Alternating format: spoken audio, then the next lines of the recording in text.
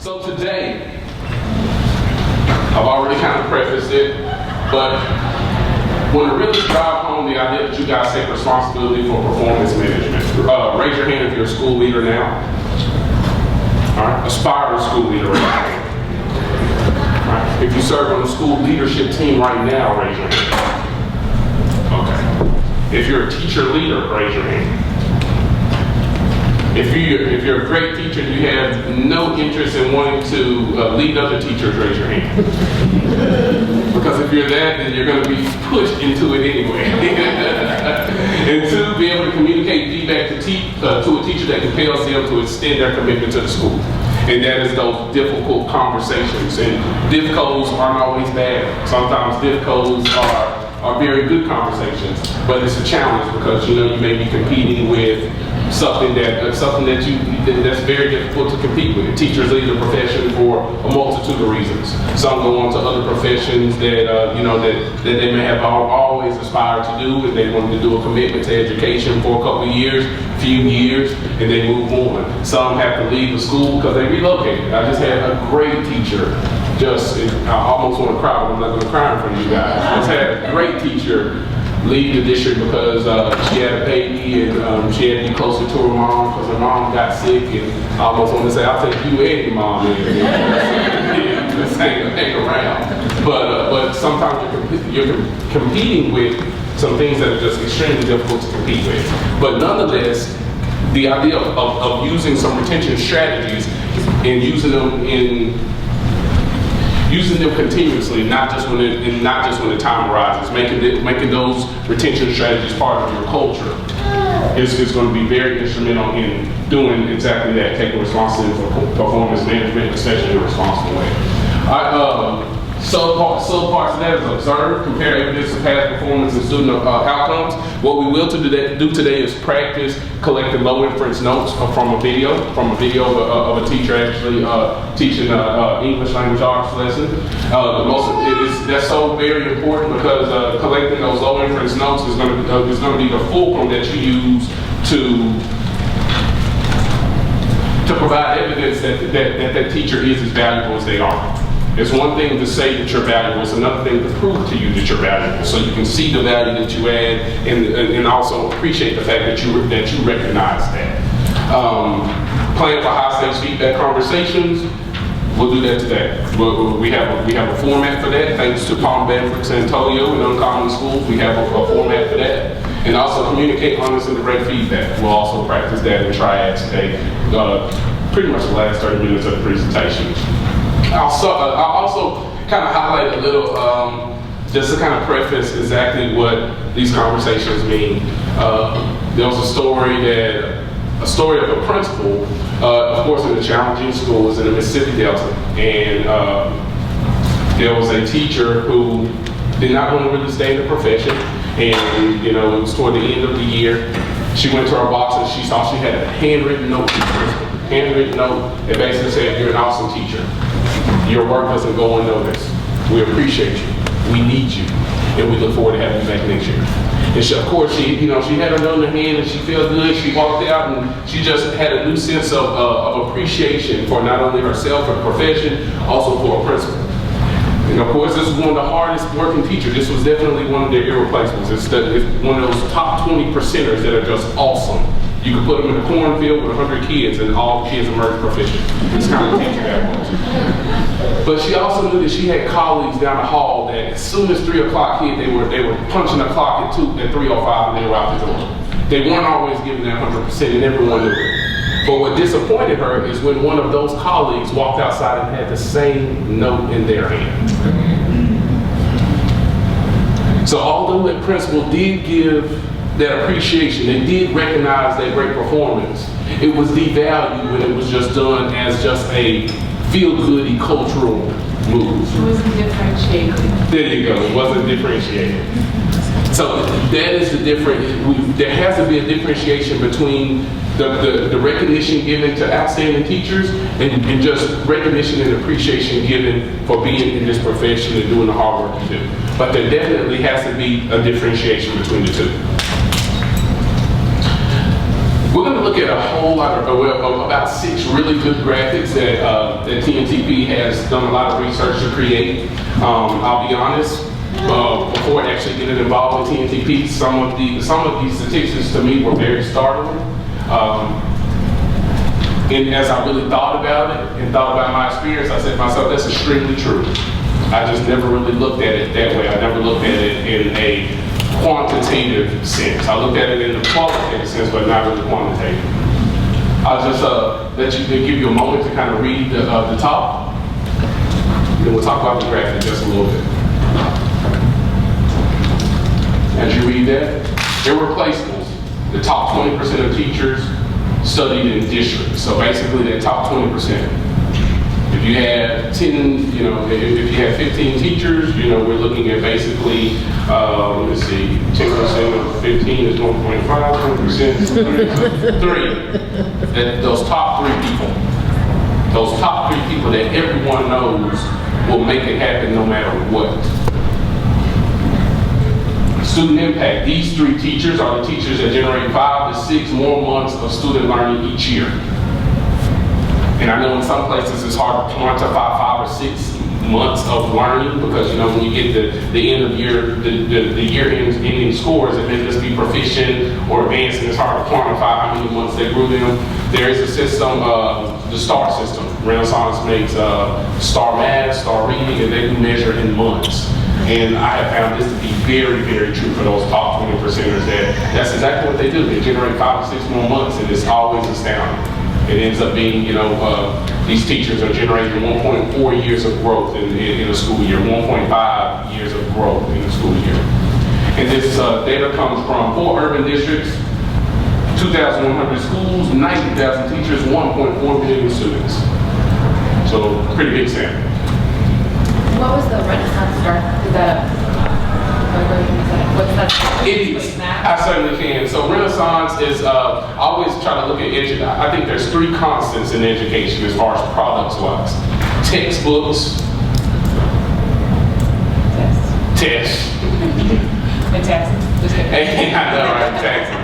And Renaissance. Renaissance is who authored Accelerated Reader. So it's been around for several decades. And another one of their products is STAR Math and STAR Reading. It's an assessment that honestly can be given every month if you choose to. Lots of districts and schools use it as a benchmark. That's given a few times a year. And you can actually set the parameters inside of the program to where your students are actually measured against their peers across the nation. All other students in the nation take the test. So it gives you really interesting results, and it does measure by it shows you monthly growth. Any questions about the irreplaceable? Any question about what an irreplaceable is thus far? Because we have said that top 20%, and sometimes it's hard to differentiate between that 20%. That's why the next step was student impact. So if it's hard for you to determine, then let's look at student impact. Who historically is every year producing stuff like that? Who is growing kids a year and a half as opposed to a year, or less than a year? Any questions? All right, so you have probably the holy grail to maintaining a great school once you have one established. And I consider that holy grail to be these 5 retention strategies. These 5 retention strategies will keep the best players on the team. I'll roll through them real quick. Start the school year with great expectations. Can someone tell me what that sounds like, or what that looks like, or an example of that in a school that they've been in, a school that you lead, a school that you visited, perhaps? Start the school year with great expectations. Shoot. I'm a principal in Arizona, and we have a grading system for schools from the State Department of Education. Okay. And when I took the school 3 years ago, we were a D, headed for an F, and we had clawed our way up to a C and then a B. Started this year, I say, we're making an A this year. And it was on the announcements every morning. It was a constant emphasis on professional development, and we got an A. Wow.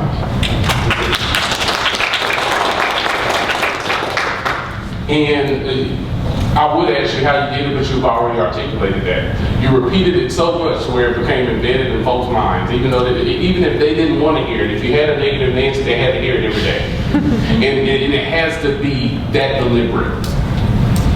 Your expectations have to be so. I remember hearing people tell me that you expect too much out of these kids. And they weren't being, they didn't see themselves as being negative. That was their core belief. They felt like we're asking too much. You're asking for poor students in the Delta who have never experienced success to score a 22 on the ACT. You're asking too much. And some people actually feel like that, but you have to do it in your name, sir? Brian. All right, you have to do what Brian did. You have to continuously echo it until they say he's just insane and crazy, but we're going to do it because he is going to make us do it.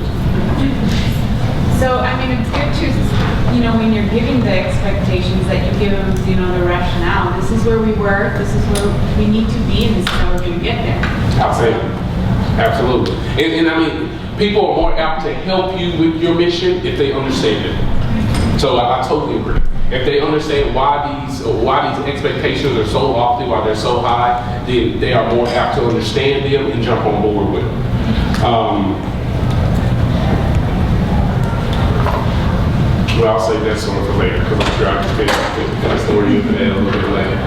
Number 2, recognize excellence publicly and frequently. I've heard principals say, well, I don't want to ruin my school culture. Ruin your school culture because you're recognizing the high performers?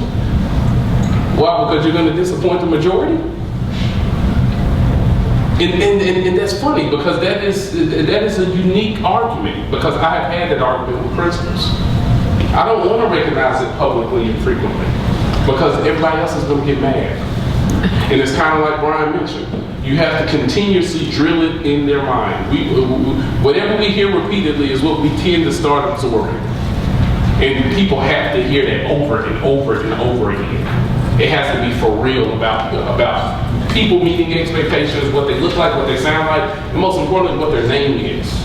Especially if they're right in the field. Yes, sir. Yeah, I think this ties with number 1 too, in terms of I really like what you said, number 1, with the teacher. And so there's this idea that when I look at my principal, I see a facilitator. Right. The principal is not always the instructional leader. It doesn't need to be. The teachers need to be the instructional leaders. And so when you recognize excellence, though, it becomes a fine line, though. You don't want to increase competition within your teachers. I don't believe in that. I mean, that's my perspective.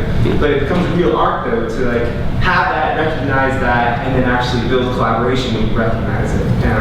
But it does need to be careful, though, not to create that classroom 101 is now going to compete against classroom 302 down the hallway, and then Right, and it almost puts me in the mindset of a second-string quarterback in the NFL competing with the first-string quarterback. Like, you definitely want to recognize the successes of Peyton Manning, but his second, his backup, we still have an obligation to his backup. We have an obligation to his backup to model excellence. He has an obligation to his backup to model excellence. And he also has something to give too. Exactly. So that's a caveat from another industry, although it's in professional sports it's quite different from education, but it's still something to learn from that. It's still something to apply. In most cases, some of these strategies are things that happen in other industries. We've just stolen them and applied them to and adapted them to our needs. Now, recognizing excellence publicly and frequently, you're right, it is an art, and it has to be calculated. It has to be a plan. It has to be systematic. The word frequency insists that it is what it implies that it's a plan. It implies that it happens on a frequency that you plan and that you develop and that everyone can pretty much expect. It can be done in a number of ways, but we'll talk about ways to do it later on. 3, treat your irreplaceables like they are irreplaceable. It really goes to number 2. I mean, can anybody think of a way that they've experienced or seen an awesome teacher treated like they're awesome? Can I share what we're going to do? Absolutely. So we're going to differentiate professional development because for our irreplaceable teachers, they don't need to be receiving the same PD that all of the other teachers are doing. They want to learn more. They want different strategies. They're the ones that have that mindset that that they want to know it. They want to be a sponge to know everything so they can help their kids. So that's one way that you can treat your irreplaceables differently. Awesome. So throw that in your toolbox, please. Yes, sir. I think something else that I pull out of this bullet point is like investing in that teacher in terms of like themselves and their development. Where do you see them in your organization, your school, in the short term and the long term, and how you're going to prepare them to get there? So like it kind of shifts that burden of investment of like, you know, they're not just making a decision for the school, they're making a decision based off their relationship with you. You know where they are, where they want to go, like that familiarity between the two of them. Outside of just a transactional, you did a good job. Like you can actually say this person has aspirations to run their own school one day, or want to be a dean of students or a grade level chair, whatever it is, and you're helping them get there as opposed to kind of letting them navigate those waters on their own. So what I hear you saying is basically navigating and developing a career path with them. And before I do want to take a few more, but I do want to throw this in. I've been a superintendent now for 2.5 years. In 2.5 years, 2 of my administrators have gone on to be superintendents elsewhere. And before that, we had 1 superintendent come out of the district in the last 30 years. Wow. And I'll be honest, I can't take credit for it because I'm not sure why yet. I don't know yet. I really don't. But I do remember having that conversation with them when I first came in. I said, if you're still here in 4 years, I did something wrong. If you're still here in 4 years, I did something wrong, because that means I didn't empower you to empower others below you to empower others below them, so we can create a leadership pipeline. Because you're not going to stay in the school for 20 years. You're just not. When you master this, you're going to go somewhere else and you're going to master teaching others how to master. And someone on your leadership team is going to step up and they're going to replicate what you did here. And then someone else is going to do the same. It's going to be a cycle. I think that goes right along back to number 1, because in your vision, if your teachers, your staff, whomever is not able to articulate what the clear vision is for the school, then clearly it's not going to be around stagnation, right? Absolutely. So if it's not about being stagnant in the school in terms of performance and teaching practices, it shouldn't be that same way in terms of leadership too, because nobody's going to stay someplace where they don't feel invested. You wouldn't, I mean, nobody could, it's illogical. Right. So if you're not articulating that we want to grow you as well, then people aren't going to actually stay because they're not feeling like they're in the brain of the school, like the fibers of the school. Absolutely. And sometimes it's difficult. And sometimes, I mean, it's difficult to see that great teacher, the one that is the best, awesome, be promoted out of the classroom. Yeah. Sometimes it's extremely difficult. And it's very easy to be selfish. And I'm not talking about selfish in regards to their career. I'll tell them all the time, I care less about your career. I'm thinking about your impact. Are you going to impact me? Are you going to impact my district and these students more in those 4 walls with 30? Or are you going to impact more as an instructional specialist being held to the line to replicate those practices with 10 other teachers? And it's a tough pill to swallow, and I've had to swallow it twice, but I swallowed it. And they're going to perform better. We know they have a skill set to give to others, so we got to let it ride. We have to. It's our obligation. Yes, sir. So, commenting to the question, one of the things that's been coming up in our organization is like flexibility. Mm-hmm. So, for example, we have someone who's expecting a child. She would love to come in, basically not do any of the teacher things that we all know teachers do, duties, breakfast, homeroom, etc., but teach. She's excellent.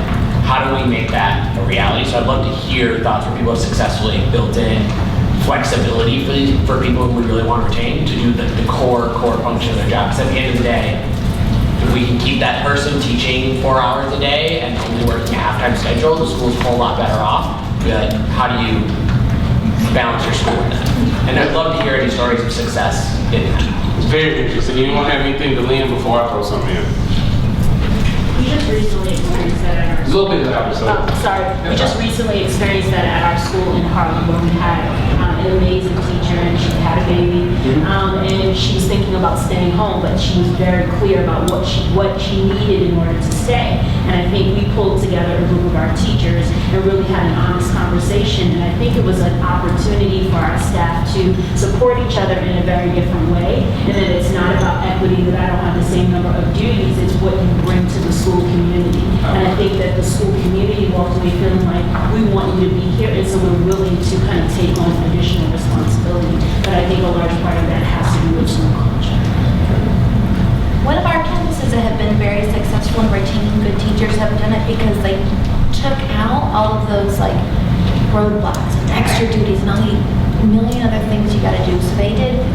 lunch monitors, after school monitors for the programs they have after school.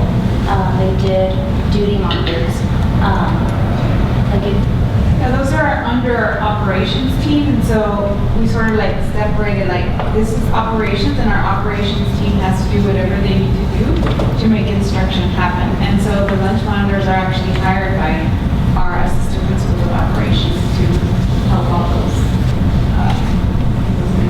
And I was going to say, in schools where I haven't seen the ability to have like a separate team, which I think is a really fortunate thing, I've also seen leadership and teachers really invest in parents who want to be involved as extra hands on deck. And that's especially useful, I think, in the mornings on duty, at lunch, and after school, because I think kids also really appreciate seeing that their school is a place for their community. And so I think an opportunity to invest parents and also kind of help alleviate any stress on those irreplaceables is a good strategy, and I've seen it work in lots of settings. And let me take this opportunity before I take another one too.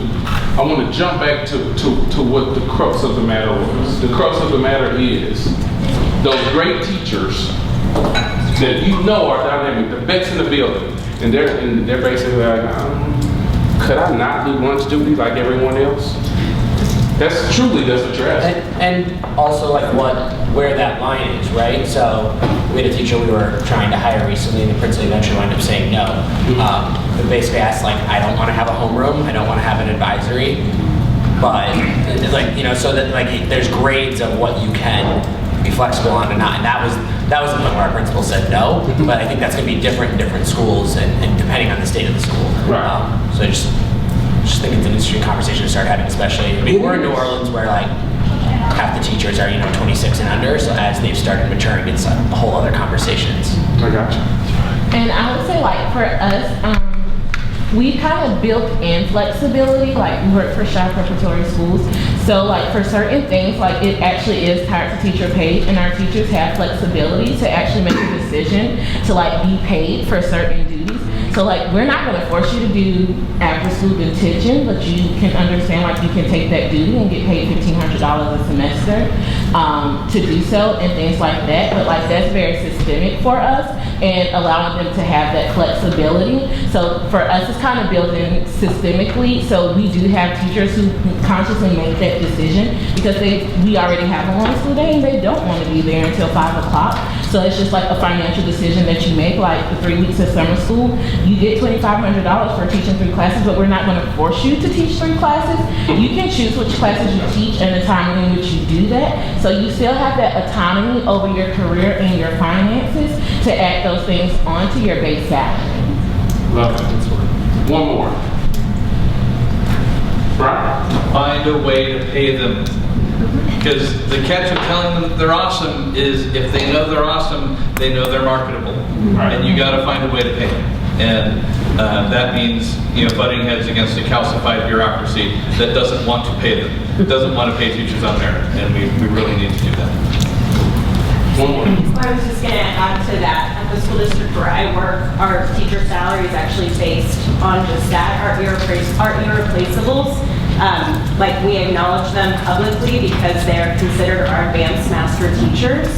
And we hold our school administrators then accountable to ensuring that more and more of their teachers are progressing through what we call our teacher continuum.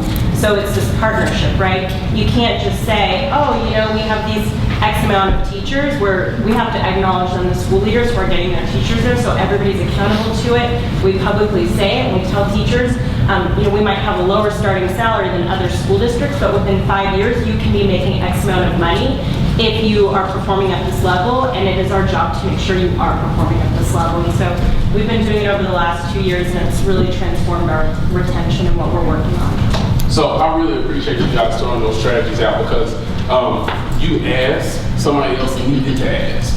So now we all have heard. And I mean, that aligns right with number 3. All of these are things that are, I call it the holy grail because everybody can't do it. It's difficult to make that decision on where you would draw the line and how you would respond when mediocre teachers say, "Why are you letting you're showing favoritism?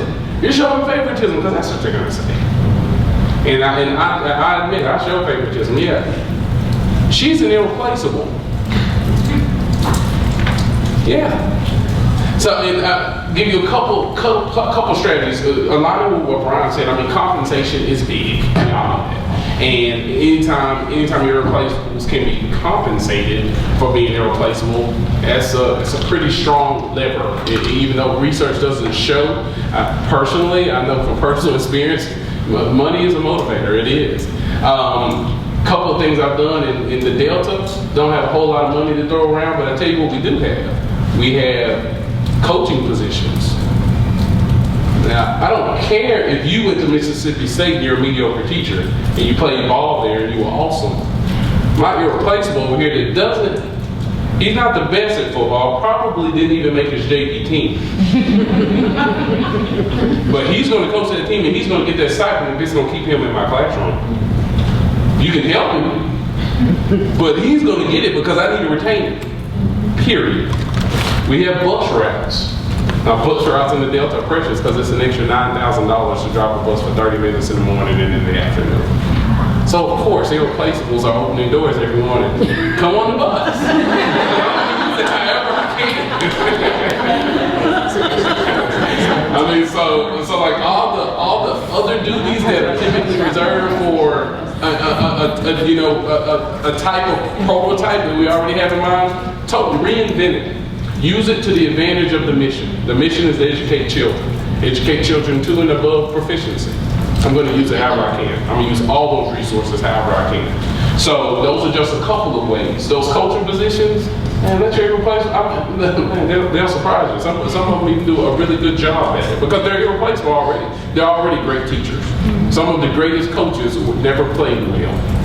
John Madden, I think, is one of them. All right, fourth.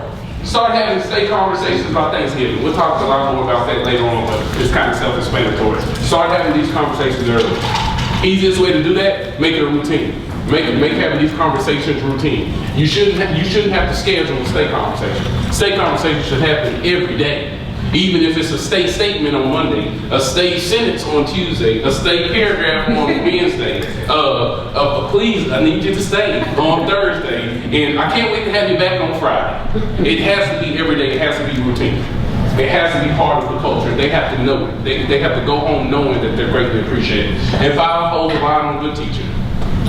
Holding the line on good teaching is probably one of the most difficult. Holding the line on it means pulling the line when it's not good. Using those irreplaceables. Cycle people through there. And I'm not talking about just on no observation. I call them replication trips. I want you to go in there and replicate whatever they're doing. Write down the steps they're taking. I want an anchor chart of what they did so you can do it yourself. And sometimes for some people that is, some people are not going to appreciate that. But you just have to make it frequent. You have to make it a culture. People have to know that they're great. They have to know that this is great. They have to know that this is what I need to do to be great. Another great graphic, I won't spend a whole lot of time here. Average school, when the top teacher leaves, only 1 in 6 potential replacements will be of similar quality. Now we're just talking about the average school. We're not talking about going to the Bay Area. We're not talking about going to Mississippi Delta. We're not talking about going to the places that have critical shortage areas here. We're not talking about coming out west to Arizona and where you have low-income schools. We're not even there yet. 1 in 6 just for an average school.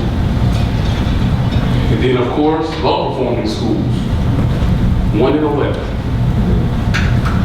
And the sad thing about a low-performing school or a hard-to-staff area, you probably don't even have 11 applicants.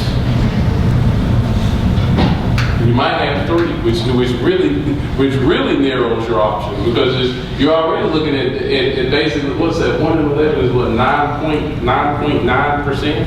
So 9.9% of the time. If you have 2 applicants, statistics are greatly against you.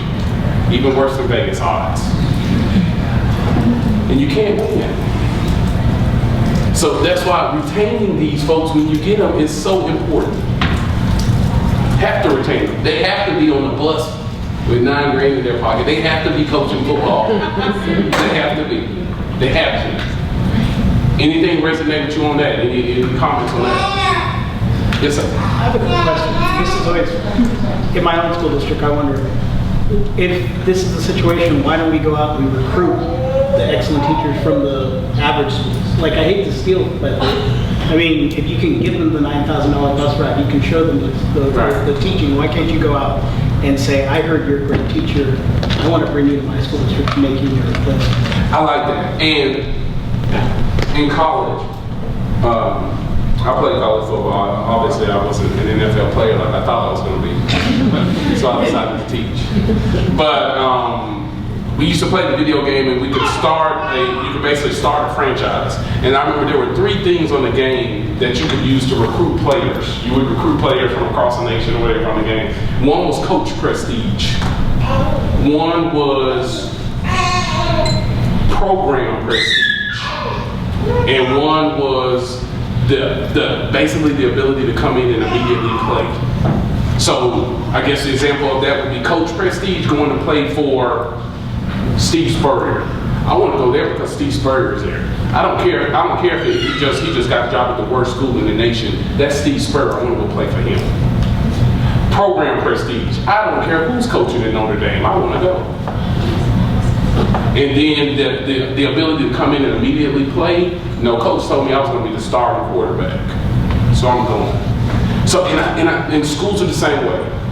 Some people, it's going to be difficult to pull them away because of coach prestige, principal prestige. I don't want to leave Mr. Douglas. He's had an A school 12 years running. Program prestige, I don't want to leave BTW. BTW in Memphis had Obama come and speak at their commencement address, and they had all that great stuff going on. Some folks never want to leave. They always want to be a part of that. But what you can't get them on is the ability to immediately contribute. Especially if the contributions can transfer into something else that's of value to them. You know what I'm saying? So I just want to throw that out there because that's real. Because when you start talking about recruiting from others, that's life. I mean, I do it all the time. Call me bad if you want to, but I do it all the time. And we have to have. There are some points of there are some variables that you really have to assess because it seems like it will be that easy, but some people are really loyal to those things, that principal prestige, school, or district prestige. And I would also add that it's important to be able to deliver on the claim when you say the person will be able to come and play, that whatever it is that you say that they're going to be able to do with this coaching, that they can actually do it. Because what happens if you get them there and then they can't do it, they're probably going to leave. And I would say the other side of it as well, I say coaching teachers and professionals. Someone can do the same thing. So you have to be really careful that you are investing in your staff in a way that someone else can't come and coach while you're coaching them as a teacher. Because then it becomes just this game, and that's the hard part sometimes. And the easiest way to win that battle is to develop principal prestige and school prestige. Easiest way to develop it is just great performance. Have a school in my district that is an A, well this year we're an A, and usually we teeter-totter between an A and a B. In the last 10 years, been an A twice. We're an A again. And it's prestige. It's just school prestige. I've tried to move teachers from there to another school, and they will cry, kick, and scream because it is the prestige of the school. They love the school. So the best way to win that battle, win that recruiting war, is to develop that prestige in those 2 categories. Because the ability to come and play immediately is always there. So it really doesn't differentiate you that much. Yet schools retain irreplaceables and low performers at fairly similar rates. And if you would sir, just read that bottom, the struggling teacher. Read that loud and proud. Struggling teachers remain for too long. Most have more than 9 years of experience and plan to stay for at least another 10 years. So, now, if somebody tells me that's not true, I'm just going to go to war with you because I know that's true. I know that's true. And consequently, they're the highest paid. Because of the way we pay, because of the teacher salary scale, they're the highest paid. One thing that I've seen that's contributed in my experience in schools is when you have school leaders that want excellent teachers, but they also kind of want to be liked within the school. So rather than holding their teachers accountable through whether it be formal, like disciplinary procedures, whether it be write-ups, simply like there's no alternative or consequences for people that don't necessarily perform well. So what happens is you have everybody making the same amount of money. You know, good teachers pretty much performing well, not necessarily being recognized. Bad teachers performing what they do or not doing their regular duties and not being formally reprimanded for it. And so that doesn't help with their school culture. So like having a system of accountability, which goes back to like holding the line on good teachers, also affects like the overall school culture and the success and failure of the school, which is really hard. You know, because it even happens inside of the classroom. You know, being consistent with students and their consequences and punishment, as opposed to wanting to be a liked teacher. Like it's kind of towing that line, but I don't know that it's necessarily possible for you to be as effective and retain those effective teachers if you don't have some accountability measures in place to make sure people are at least doing the basic job. Exactly. Now, and I like how you tied that to the Holy Grail. He immediately tied it to one of these 5 retention strategies. And that's holding the line on the teacher. Folks have to know that it's not acceptable to be mediocre. That 9-year vet that's looking on the horizon for retirement, that 9-year vet, as long as they are performing at levels that are legendary, and I don't even mean that sarcastically, literally legendary. Just teach our kids a year of information. That's all we're asking. That's the base. That's the minimum requirement. Teach them a year of information and prepare them for the next grade. Do what you are supposed to do in this year that you have. That's the minimum requirement, and that has to be echoed. And I love how you tied it back to holding the line. Everything we say today needs to be connected to the Irreplaceables retention strategies on this paper. It would do us great justice if we did what he just did. So I appreciate that. Raise your hand if that resonates with you about the 9 years, the struggling teachers having the 9 years and expecting to say 10 more. Just raise your hand if you've seen that before.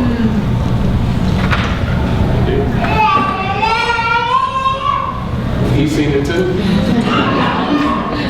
Much attrition of irreplaceables appears to be preventable. So a lot of the irreplaceables leave, and it's you know that is, I mean, that's very true. We know they leave. And just take a look at these for a couple seconds. Just look at the percentages for the reasons why they leave and the preventability of that. As you go through that, 3 in 4 high-performing teachers with plans to leave their schools say that they would stay if their top reason for leaving improved. Somebody stayed because they got a flush route. Somebody stayed because they got the opportunity to start on leadership. As simple as that sounds. What stands out to me is what's potentially preventable, 15% change careers or go to school.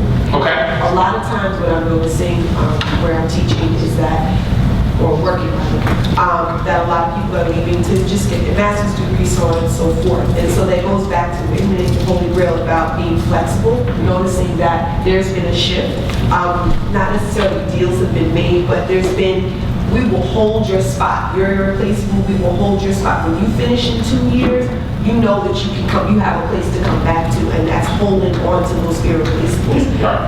Of course, now they have extra know-how because they're going to school or whatever respective field it is, but they know that they have a place to come back to, and they can now use whatever they learned to at least advance the school or advance the network in the district. So I can think off the top of my head like 6 to 10 people. That's a lot of people who are feeling like, you know what, usually after you go to school, you go on and keep it moving someplace else.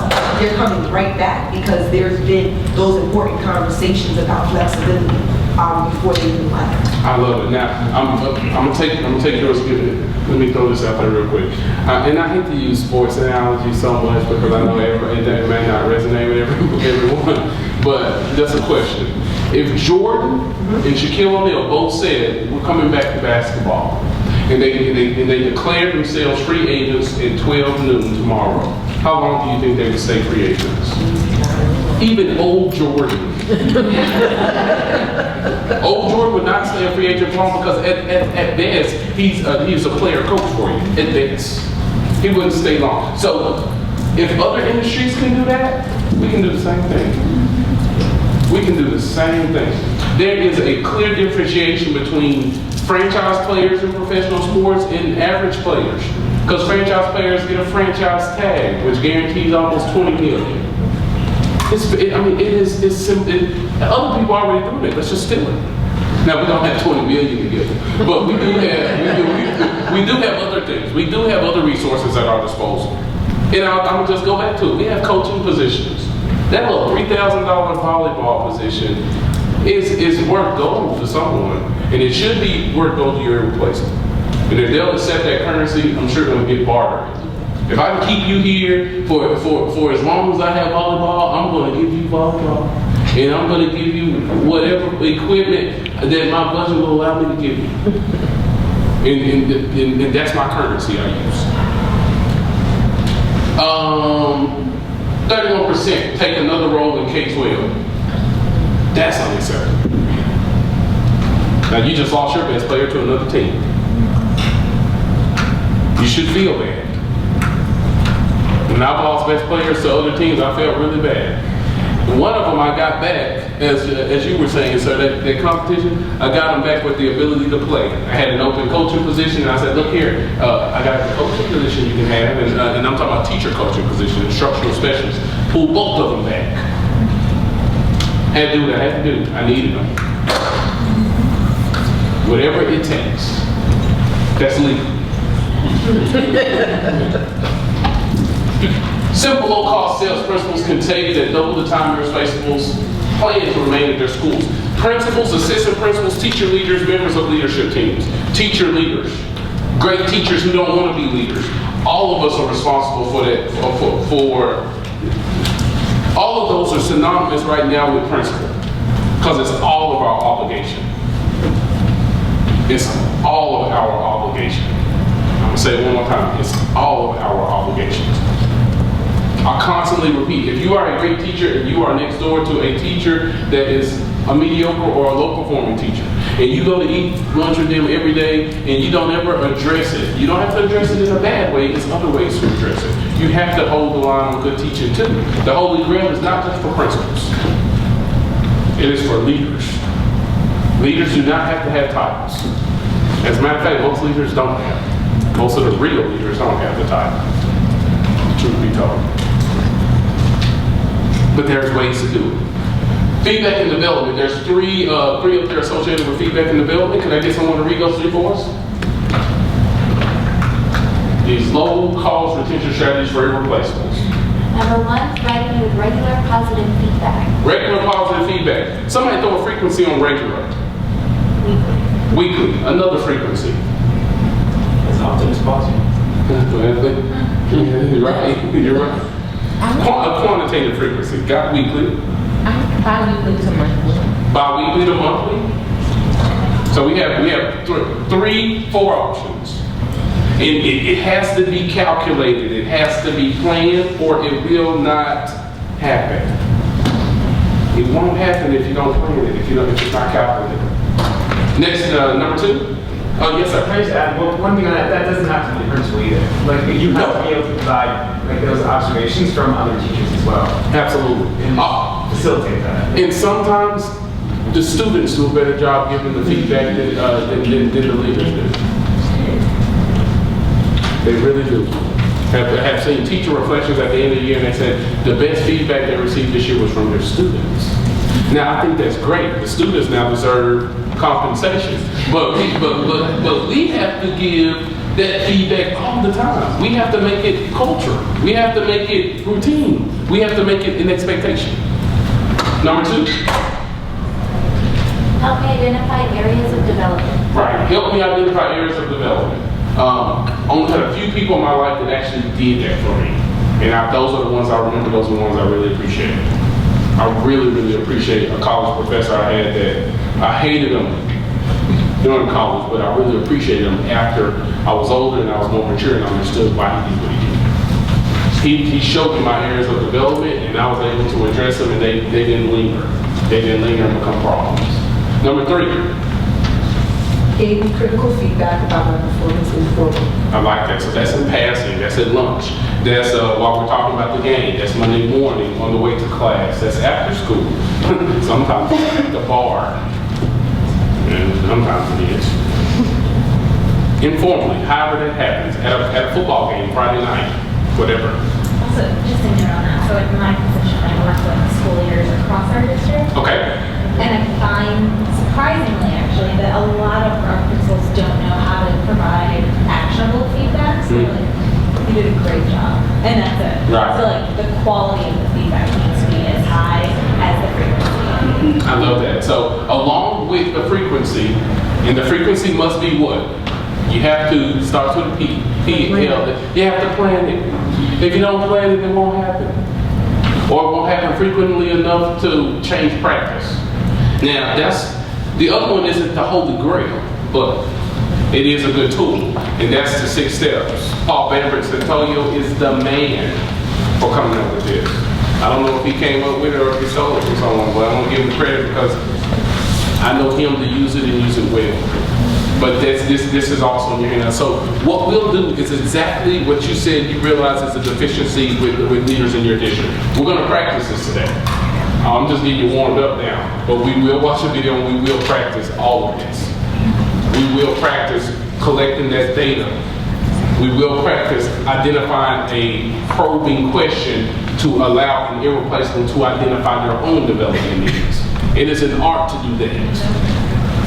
We will probe them further, artfully and skillfully, to help them identify an action step to apply for their development area. But this is the same process that we use for every teacher. But with our irreplaceables, we're strategically and specifically citing them how they have a great value in our school, and we're pointing to the value that they add, not just to their classroom, but to the school. Sometimes that's pulling the school rating and saying, your score is accounted for 40% of this. Whatever it takes. Recognition. Recognize my accomplishments publicly. Of course, it's on the Holy Grail. Inform me that I am high performing. Isn't it justice for someone to be high performing and not even know it? Some people work so diligently that they don't even realize that they're awesome. And that's our job. It's our obligation as teacher leaders, as great teachers who don't want to be leaders. It's still our obligation because you're a leader whether you want to be or not. That's assistant principals, members of the leadership team. Anybody who's invested in those student achievement goals, it's your obligation. Responsibility and benefit, identify the opportunities or paths for teacher leader roles. You said that. Put me in charge of something important. Volleyball, football, buzz. Provided me with access to additional resources for my classroom. Why does she get whatever she wants? She's irreplaceable. You look at her scores outside of her door. Period. Top teachers who experience 2 or more of these retention strategies plan to keep teaching at their schools for nearly twice as long, which is 2 to 6 more years. And it makes perfect sense. Someone gets to coach football, they probably will stay for a while until someone else offers a better opportunity to play or pay. You can usually retain them for, and that's pretty accurate. They didn't go to the Mississippi Delta when they collected this data, but that is very true. I know it's true. I've witnessed it. Yes, ma'am. And I was going to say for like number 8, providing resources. I think typically when we think of resources, we think of finances. But I know like for me personally as a teacher, like I didn't want to teach inclusion. And my school didn't have money to give me like to support those needs. But what they did was she actually got her friend to teach me and help me write a grant to get software to like actually get my students like basic at proficient at basic math skills and operations so that I would feel more comfortable doing that. But like it didn't cost my principal any money to call her friend and say like, hey, I have a teacher who wants to write a grant for like this, or like can we help her find one, just because we didn't have the money. You had a principal that had enough sense to know that I have to make a way to keep it irreplaceable. Yeah, Aaron, at least get her to teach inclusion. Right, yeah, let's get a teacher inclusion. At least. We at least need to do that. So great example. Anyone else? Yes, sir. Well, since we're talking about, in some cases, excusing exceptional teachers from duties, I want to suggest that a smoother way to do that is to designate them as a teacher mentor in lieu of doing duty, right? So they have an alternative assignment. They're doing their duty. They're just doing it, and that way no one's off the hook. They're just doing their duty in a different way. Sir, you belong on the frame on the wall. And the title needs to be, has mastered the art of skill. And just mastered the art of skill. That is skillfully done. Now that is awesome. So if somebody says, why are they not doing it? They're a teacher mentor. That's much harder than what you're doing. I love it. I love it. I'm going to use that. I do like that. Wow. That makes a lot of sense. All right, principals must also, everybody was obligated to, must also create school cultures of respect, trust, rigor, including a low tolerance for poor performance. Now that doesn't mean that you go next door and knock on the door and say, you know what, I'm sick and tired of you being a mediocre teacher. And being ready for the blows to come next. It's skillful ways to do that. Principals have to be very skilled in doing that. We have to be very skilled in doing that. And sometimes it's just recognizing the top performers. Because when the cream rises to the top, you know everything below it is not cream. And everybody else knows that too. And the cream knows it's cream. That's tied back to the start of the school year with a great expectation. If you're as a principal, you're setting it, but you know that other teachers aren't meeting it, then you already failed at meeting number one. I like that. Back to the Holy Grail. Back to the Holy Grail. The expectation. That's what and they're in a hierarchy. They're purposely in a hierarchy. First you have to set the expectation. Then you have to have a model. Somebody has to be the model. Somebody has to be the visual model. Because it's one thing to have an expectation that no one's seen. In 61, King, you say, we're going to the moon, and folks are like, he's crazy.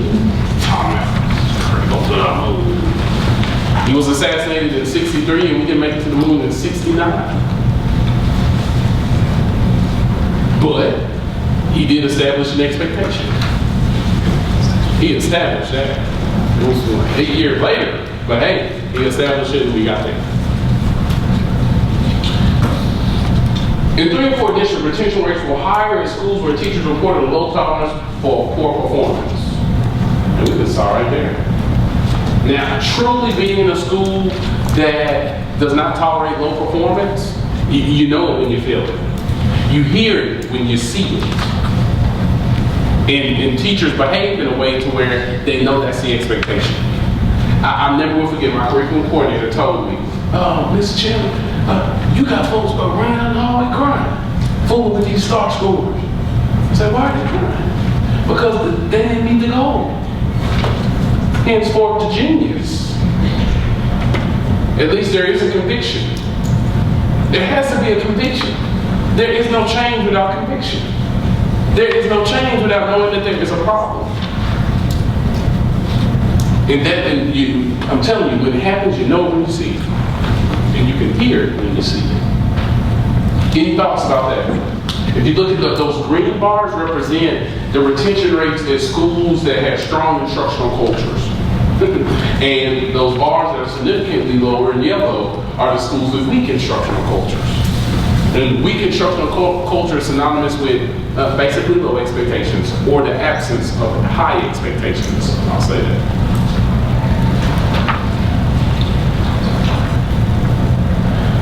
Someone read it for us, please. Loud and proud. Our teachers deserve a profession that offers respect and rigor. Leaders at every level help create the retention crisis. We all have an opportunity and a responsibility to help solve it. I like how they said opportunity because it just makes you feel a little bit better. But I would scratch that and I would say we have an obligation to solve it. We have to. We have to. Period. We know it exists, so we've taken the first step.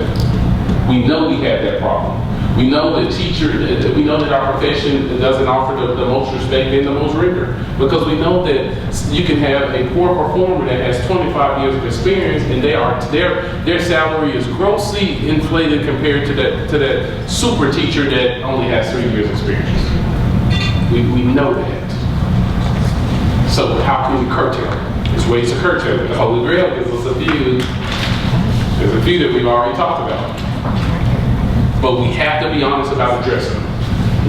This is off topic now, but going back to what you said, I've been toying with this idea of a sabbatical and building that in. So if anyone has either successfully seen that done or wants to just brainstorm and figure out a way that works, I would love to talk through that with someone, just because I think that kids like how many teachers would be great. They work for 5 years, could take a year off, and somehow we know they're coming back and structure that. So anyone that's seen success, I would love to check in with that, or if they have a story to share. Sorry, that's way off topic of what we're currently talking about. All right, here we go.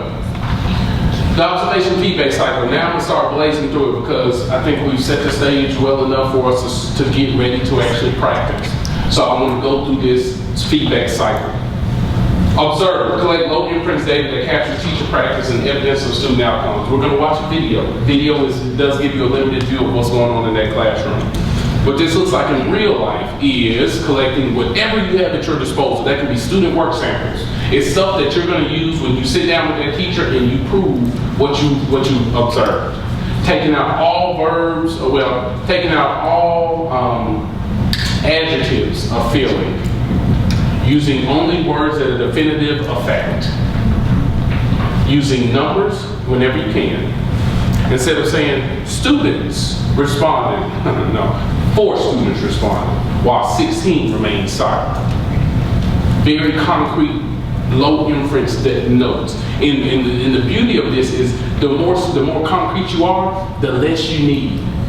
And I'm not saying that to give you an escape route to collecting all of it, but the more concrete you are, the less you need. All right? Plan. Analyze it to select high leverage action steps. The action steps, I think that's what you mentioned. So you have some principals that can do this very well, but they don't know how to do that. So why do you think that is? Let's give a couple reasons, just real high level reasons real quick. Why do you think that may be? Why would a principal maybe not be able to give a high leverage action step or an identified deficiency? They may not have a good tool, a good rubric, or a good strong tool by which they're looking at their teacher's performance. Okay. Outstanding, I think so. I think some of them may not really want to own the data. And I think that's a hard thing. It's not where you want it to be, and you have to give have a difficult conversation around low, just low standards or whatever's going on in the classroom. When it's high performing, someone's high performing, it's easier to do observe, plan, provide feedback. But when it's not, sometimes people have a hard time really, for real, like internalizing what they saw. And so then you give like surface level feedback. Avoidance, I like that. Brian? I'm sure no one in this room fits this category, but the school administration profession is full of people who got into administration because they weren't good teachers. They don't know what good teaching looks like because they never knew how to teach.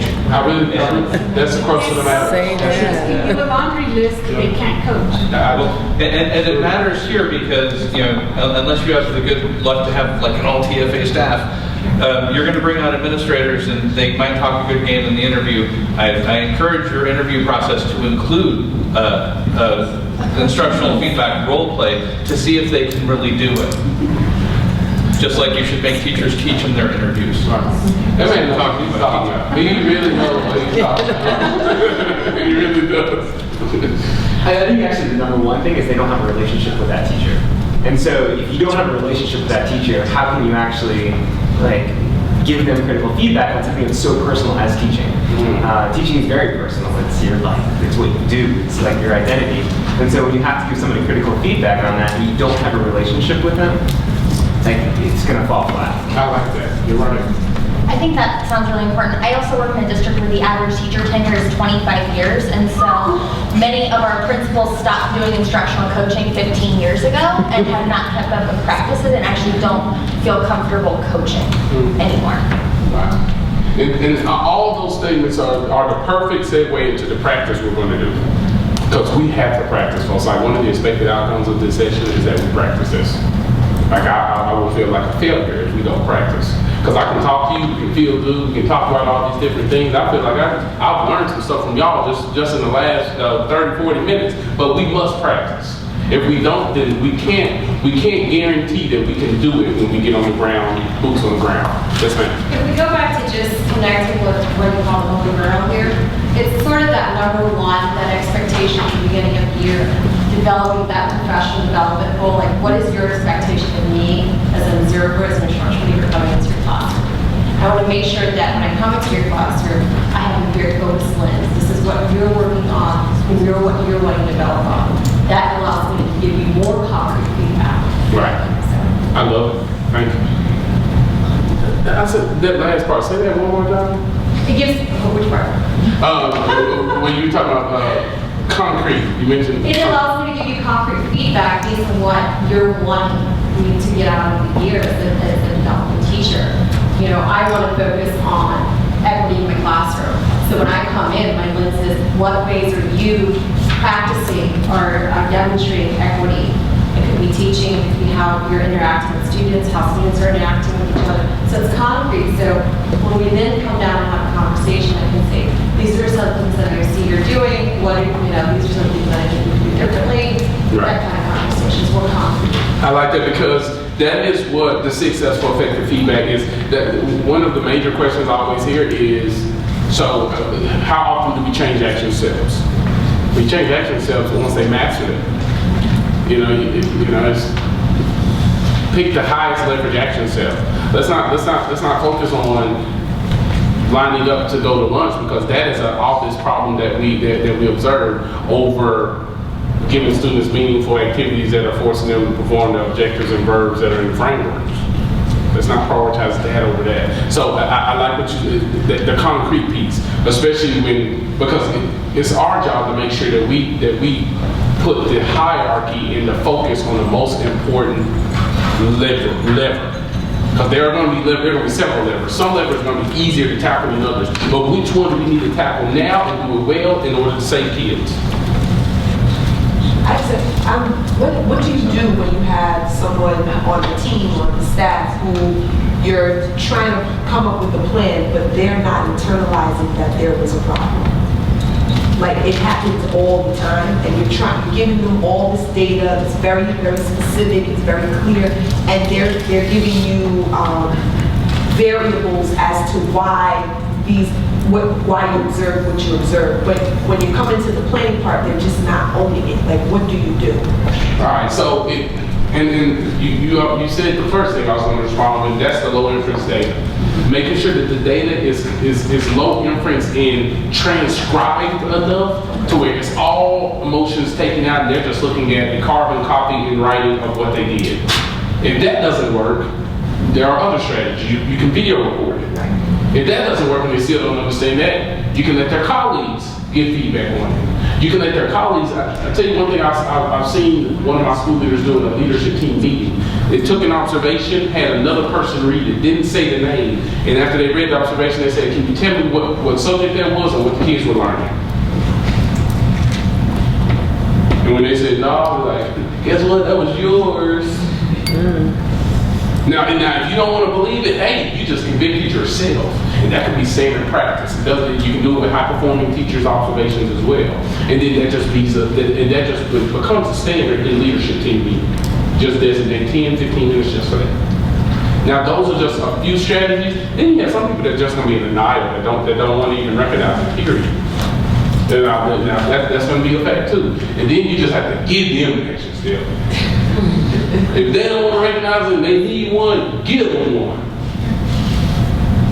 One other quick thing I wanted to add, has anyone taken that Coursera course from Master on coaching teachers? Anyway, they put together like a coaching teachers module, and they have 4 videos that they show their teachers like before they even start, and it identifies common mindsets in giving and getting feedback. So they have a teacher act out these 4 pitfalls, and one is like kind of blaming it on the rain, right? Like, oh, you didn't see the right day. The student was so misbehaving, but like afterwards it was better. And so that they have a common language to identify, like, oh, I'm blaming it on the rain. Right. Oh, I'm like optimistic about it. And we've started showing that to all our new teachers, and it's helped a lot. Because we can kind of identify those behaviors together when they come up. And I like that. I mean, anytime someone is going to defy the laws of evidence, all you can do is just throw more evidence in front of them. I mean, there's a school in Tunca that is rated, as I mentioned, rated an A. I have schools rated an F. Where over the last 2 years, I've shuffled principals at least once. But in the same county, in the same borders, 10 miles apart, we have A and we have F. We have the two extremes. One featured in the Phi Delta Kappa, one arguably the bane of my existence. But why and why? It's very, very simple. The Holy Grail is totally ignored in one, or was totally ignored in one. All aspects of it. The great teachers, they do a tour. Like Beyonce going through the UK, she does a tour and then she leaves. but we can't have that. You can't do a tour. You have to build a house. You have to stay. You need to stay. So it's you know, that goes back to what you said. So I like that we're looking at this from an administrative, like school leadership perspective. What would be your recommendation for teachers who recognize that their administrators aren't doing these things and aren't giving them the feedback that they might need, or aren't setting high expectations for other teachers or their students? Like, what would be do you have a recommendation for like how you can voice those concerns, or maybe like how you can, as a teacher who maybe recognizes it, like help, I guess, leverage other teachers, or I'm not sure. Yeah. I think that's it. I think it is be the model, be the model that you want to see as much as you can. And I did say earlier that some of the greatest leaders don't have the title. Some of the greatest leaders in a building is the fourth grade teacher, or the first grade teacher, or the kindergarten teacher. That everyone knows instruction, and they know when they need it, they know who to go to. It's sad that they bypass print. I didn't know something. Yeah, Ms. Davis, can you help me with planning? Because I really am having some trouble with doing this, and my STAR scores or my assessment scores or my benchmark scores are showing that I have a problem. Now that's the only thing I can think of, because bureaucracy is going to stop some of that. If the bureaucracy is open enough, and that's if, a big if, with a capital I and a capital F, then you may be able to address it verbally. You may be able to. You may not be able to. But the best thing I can see that will give you the greatest bang for your buck is be the model that you want to see. Sadly, in most dysfunctional systems, if you ask those questions, your leaders are going to, and the bureaucracy are going to be hostile. The other option is to come work at my school. Yes.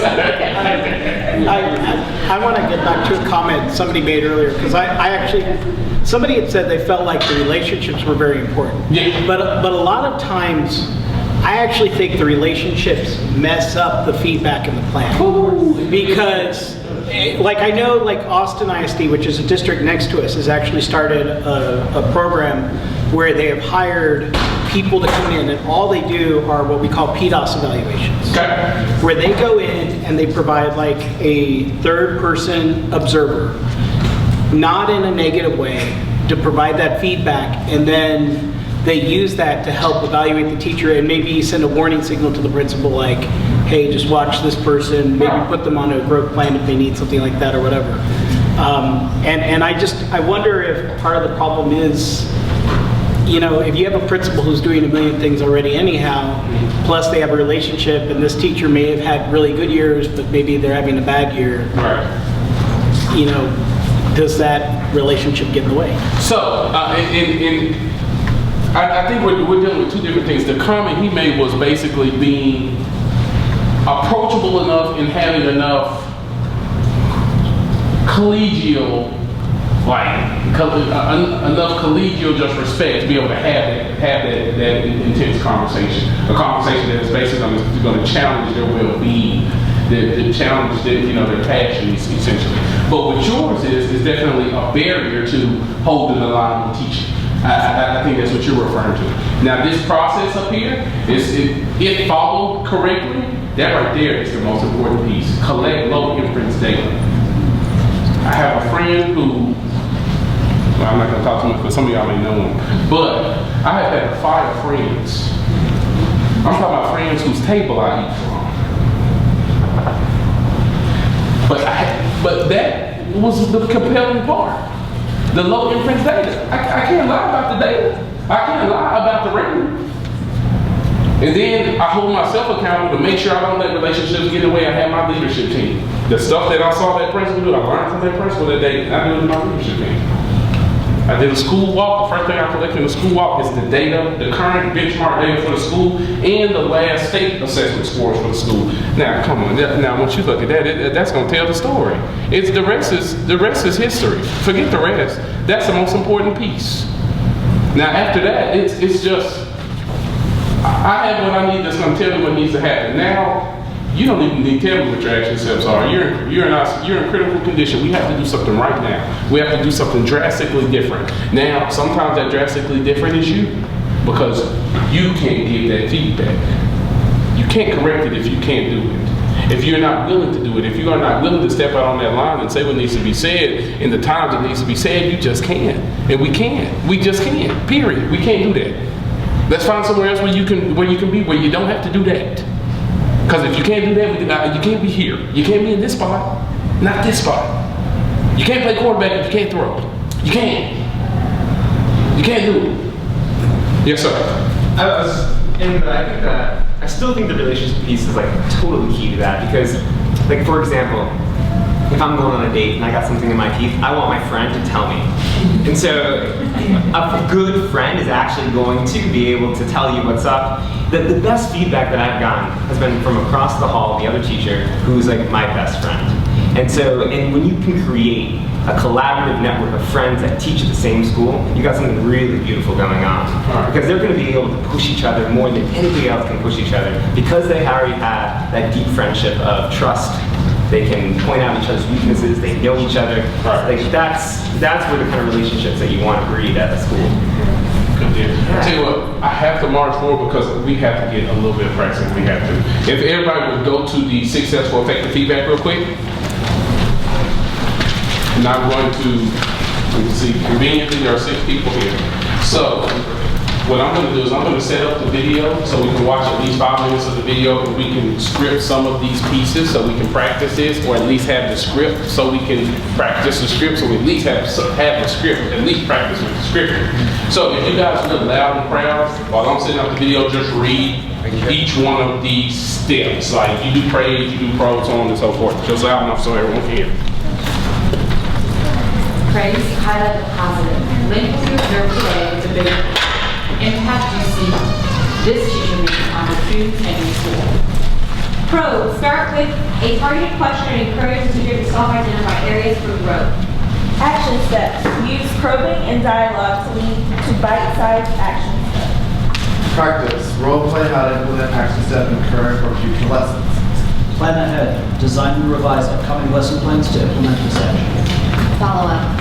Set time for follow-up. Reiterate how much you appreciate the teacher's contributions. Identify opportunities for expanding her impact. Okay, beautiful. Here we go. Now I'm going to set the stage for this. This is a high-performing teacher, and I hate I have to tell you, but I have to tell you because we're pressed for time. But this is a high-performing teacher, so what we want to focus on is highlighting this teacher's value to the school. Even though what she's doing in this inclusion class is only in these 4 walls, we want to highlight why we need her here and how what she's doing, not even why we need her here, no we don't. We want to highlight how what she's doing is impacting the entire school. And then in the 6th step, we're going to talk about how we're going to leverage her talent to further impact the rest of the school. Most important people, we're here with the action step, with an irreplaceable. Step 2 and step 3 are almost merged together. What you want to do is develop one really good guiding question that is going to lead her to reflection on her own development area. Now that is the arc. You want one guiding question that's going to lead to her own development. Has to be a strong guiding question. Has to be a hateful guiding question.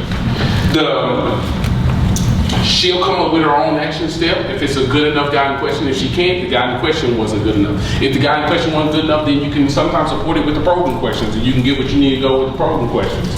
But they have to be very good too. And that's all on you, and because this is a conversation. Practice is what's often left out. So whatever the action step is, a quick practice with it. Well, let's role play it real quick. We only have 2 minutes, let's role play it. And it's funny, it sounds funny, and that's hard for people to get used to, but you have to.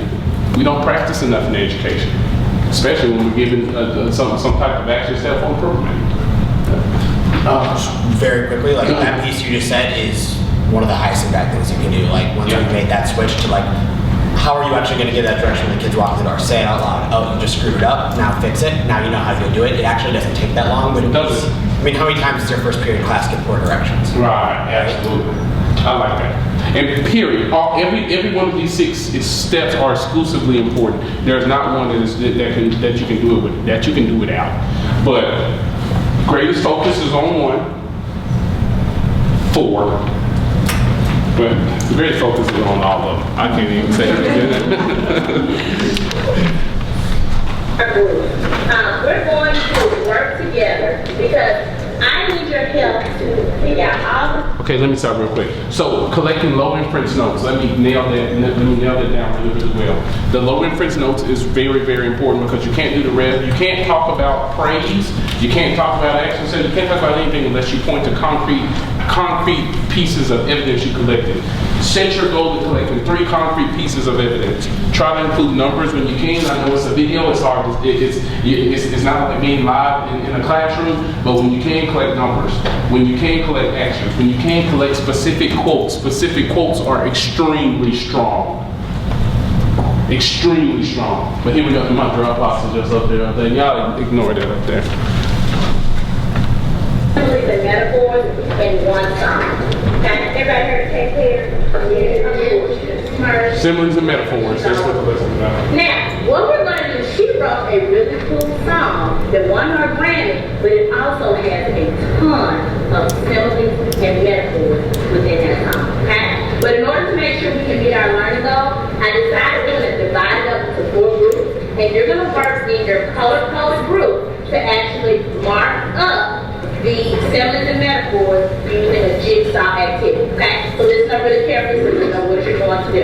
Alright? With your color-coded palette, you're going to go to your color-coded poster. Okay? Your color-coded poster has your portion of the song.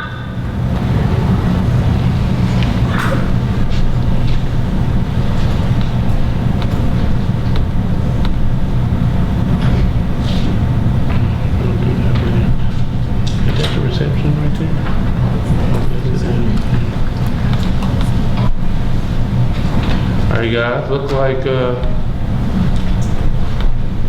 your portion of the okay, that's too far ahead. Okay, I tell you what, I may have lost with technology with this, especially with the abbreviated time. But I'm gonna tell you what she said so far.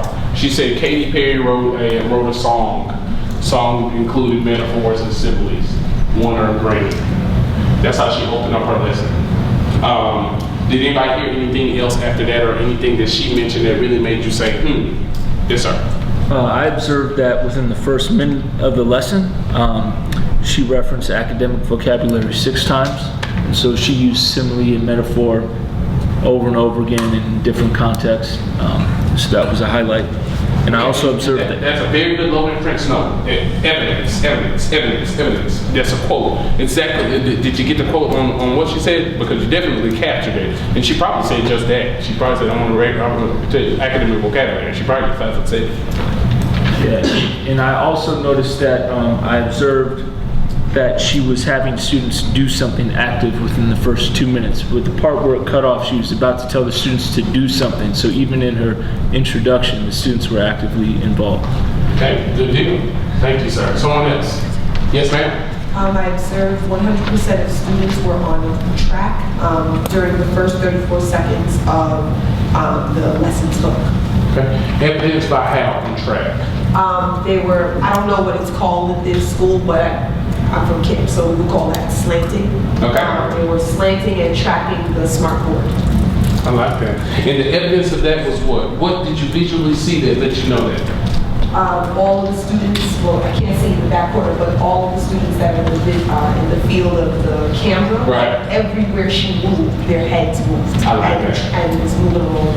Perfect low inference note, once again. Low inference note. Low inference note. Really good. 100% of them were slanted. He tilted at least 45 degree angle, looking at the teacher and or what she's referencing on the smart board. Now, we may not be talking about the content yet, but it's still a low inference note. Anyone else to catch anything else? She gave them their success criteria. She said our learning goal really clearly and set up for them exactly what they were going to be expected to do. All right, let's see how clear it was. Even though it shut off, what was the learning goal? I didn't get the quote, I'm sorry. Okay, that's fine. Did anybody catch it? Or did it cut off? I think it's identifying metaphors and similes Okay. as they go along. Awesome. Using their color chart somehow. Boom, boom, boom. There we go. We're pulling it out. We're pulling it out. We only got to see about 90 seconds. And you guys have already recognized several low inference notes from 90 seconds. So let me see if I can get it back. What I'm going to do is I'm going to jump forward. Identify similes and metaphors is the objective. And I'm just going to jump forward and try to get about 2 minutes. We're going to take what we have and we're going to practice with that. Because we have to practice. We have to. Within that time, okay? But in order to make sure we can meet our learning goal, I decided we're going to divide it up into 4 groups. And you're going to work in your color-coded group to actually mark up the similes and metaphors using a jigsaw activity, okay? So listen up really carefully so you know what you're going to do, all right? With your color-coded palette, you're going to go to your color-coded poster, okay? Your color-coded poster has your portion of the... Okay, so it really didn't give us, I really heard something different from what I heard before it shut off, but was anybody able to capture anything else from that? Another low inference note from that, because that was still at the beginning. Nothing different? Anybody know the task she's going to have students engage in? Did anyone hear that? Jigsaw. Specifically what else? Did you hear what else you said? They're going to go through and mark up the song to identify the metaphors and symbols. Say that louder so everyone can hear. They're going to go through and mark up the song and to identify metaphors and similes. Okay, and what was the objective again? Identify. And what is the verb in the objective? Identify. All right, and what were they going to do with the song? Identify metaphors. Okay, so we have a low inference note. We heard what the objective is, and we know what the task is. Right. So we at least have that. All right, now, so we're almost out of time. We have 2 minutes, and I know I gave you a very abbreviated form of a video that is 15 minutes long, but I'm counting on you to be 100%ers. So, from what you've heard, let's go ahead and highlight the positive. When we highlight positive, this is an irreplaceable. She is an irreplaceable. She really is. So when you're highlighting this, we want to drive home, look what you observed today, to the bigger picture impact you see this teacher making on her students in your school. So maybe one or two sentences based on what you've heard already that is going to highlight that. Raise your hand if it's a bit confusing. Let's rock and roll. 2 minutes.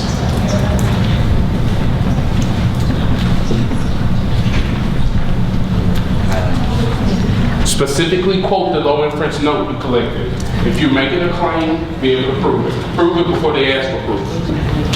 Give them the proof on the front end.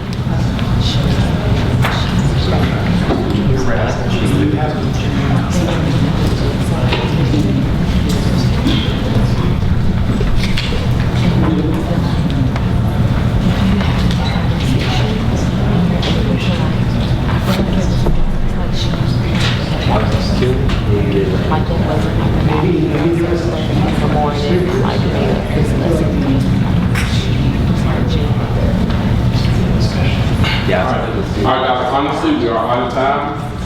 I want one person, and keep working of course, but one person, if you could stand and just tell me how you highlighted that phrase, start with the low inference note. At least I want to leave knowing that you can grab those low inference notes and connect them to a claim of praise. Because from there, The rest is a little bit easier. But the low interest note is very important to prove whatever you're claiming. So anyone want to stand real quick to give that? Give their low interest note with the praise that they were able to give based on what they saw in that brief 90 seconds to 2 minutes. Anyone? Sorry. I don't want to have to call on anyone, I'll tell you what about right here? By having all students internalize the criteria for success and learn the goal of identifying similes and metaphors in the lesson, this impacts our students here at blah blah blah school by giving clear directions of how they can be successful in each and every lesson. Beautiful. She told the teacher exactly what she did and how it impacts the school. You didn't want to say that? I don't know. It's gonna work. No, that's good. Anyone have another one? Anyone have another one? Maybe one more. Maybe one more. Go ahead. Shoot. Your clarity of language in tying the learning objectives to the instructions of the activity will enable students to fully understand what the end goal is and enable them to master the content. Awesome. And what low inference note did you collect where she did that? So constantly saying the metaphors and similes will be identifying. Okay, so then boom, there you go. When you said, but I said this in quotations, that in the second part. Good. All right, guys, so this, you have two handouts that you're taking out with you. You have what I call the Holy Grail, and you have at least the beginning of what we did with the feedback conversation. And unfortunately, my technology didn't work. Any questions before you talk? I was going to say. I can make it available. I sure can. I'll make it available. With our deal. I'll get it to you. Good deal. All right, y'all. My time is up. Thank you.